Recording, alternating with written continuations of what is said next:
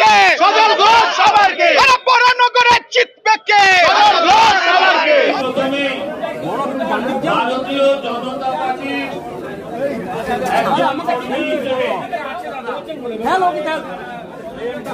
দল যে আমার প্রতি আস্থা রেখেছেন, আমার মতো একটা সাধারণ কর্মীকে এত বড় গুরু দায়িত্ব দিয়েছেন, আমি প্রথমেই বলি দলের কাছে আমি কৃতজ্ঞ।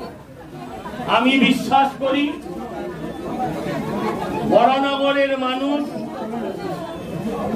কখনোই চোরেদেরকে ভোট দেবে না। এখানে আমাকে অনেকে বলছিলেন এর গড় তাই গড় তার গড়। প্রথমে বলি গড় ভেঙে গেছে, ঘর ভেঙেও গেছে, গড়ও ভেঙেছে, ঘরও ভেঙে। ভিক্ষে নয়, চাইছি ঋণ। 2 বছর বিজেপিকে করি যারা পুরো দুর্নীতিতে যুক্ত, যারা শিক্ষা দুর্নীতিতে যুক্ত, যারা গরু কয়লা কিছুই ছাড়িনি, যারা আপনার রেশন খেয়েছে, যারা সন্দেশখালীর মা বোনেদের ইজ্জতের সঙ্গে খেলেছে, যারা সন্দেশখালীতে মানুষের জমি লুট করেছে, যারা হাজার হাজার আমাদের তার মধ্যে বেশ কয়েকশো কর্মীকে যারা খুন করেছে, বাংলার মানুষ এই চোর এবং খুনিদের কিছুতেই ভোট দিতে পারে না। তাই আমি অনুরোধ করব আপনাদের মাধ্যম দিয়ে, আজকে সবে আমার প্রথম এখানে রাজনৈতিক ভাবে প্রার্থী হিসেবে আসা, আমি এখানে নতুন নয়, হয়তো সাধারণ মানুষের সাথে আমি এখানে মেশার সুযোগ পাইনি।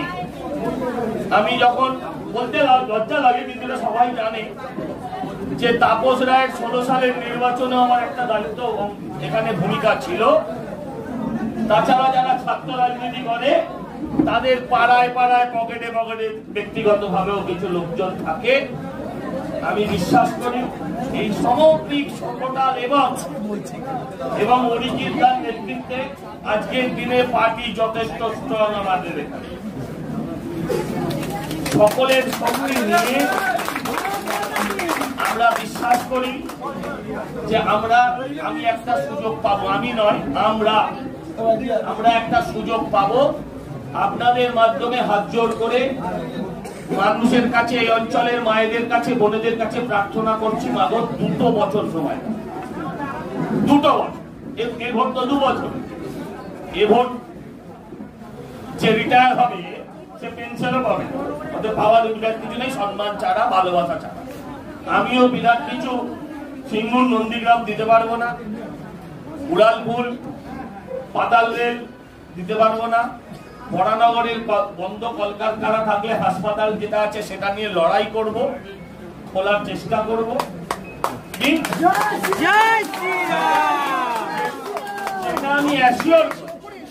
যেটা আমি অ্যাসিওর মানুষের ওপর যে অত্যাচার,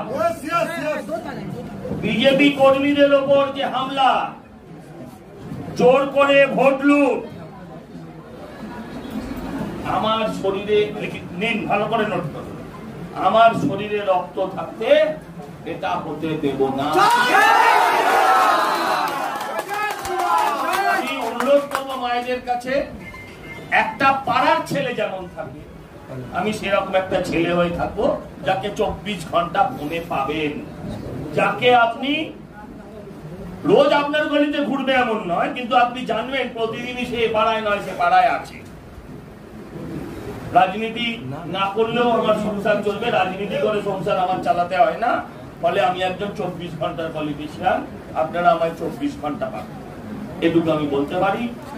বহু ভোট ব্যর্থ হয়েছে, কখনো আমরা যাকে দিয়েছি সে জেতেনি, আবার যাকে দিয়েছি সে কথা রাখিনি জিতে, এরা মনে হয়েছে। আপনি মনে করবেন আরেকবার ব্যর্থ হলেও হতে পারে। 2 বছরের জন্য সুযোগ চাইছি, যদি আপনাদের পাড়ার ছেলে, আপনাদের ঘরের ছেলে, আপনাদের অঞ্চলের ছেলে হিসেবে নিজেকে প্রতিষ্ঠিত না করতে পারি, সুখের সময় দূরে থাকলেও দুঃখের সময় কাছে থাকবো, এই কথা দিয়ে যদি আপনারা তাও একটা বার সুযোগ দিন, 2 বছরের জন্য সুযোগ দিন। যদি কথা না রাখতে পারি 2 বছর বাদে তো ডাস্টবিন আছেই, ফেলে দেবেন আপনাদের কাছে। যখন এরম চিহ্ন দেখাবো তখন ভাববেন না আমি ভিক্টরি দেখাচ্ছি, জানবেন 2 বছর টিকতে চাই। ভিক্ষে নয় চাইছি ঋণ, ভিক্ষে নয় চাইছি ঋণ। 2 বছর দিন বদলানোর সময় দিন। ভিক্ষে নয় চাইছি ঋণ, অত্যাচারকে বন্ধ করতে আমাদের একবার সময় দিন। ভিক্ষে নয় চাইছি ঋণ, ভিক্ষে নয় চাইছি ঋণ। এই সরকারের অবসান আসছে দিন, সেই দিনকে ত্বরান্বিত করুন। আপনারা এক সময়টা লালগড় ছিল, নামই বরানগর ছিল, আসলে লালগড়। সেই গড় ভেঙে ধূলিসাৎ হয়ে গিয়েছে। এবারে এখান থেকেই পরিবর্তন, পরিবর্তন এখান থেকেই। আর আমি থাকি একটু দূরে, 30 মিনিট লাগে মোটরসাইকেলে আসতে। কালীঘাট আর নন্দীগ্রামের যত ডিফারেন্স তার থেকে অনেক। আমি ইম্পোর্ট করে আনা নয়, ফরেনার নয়, দিল্লি থেকে অমুক জায়গা থেকে, গুজরাট থেকে আনা নয়, আমি পাশের পাড়া।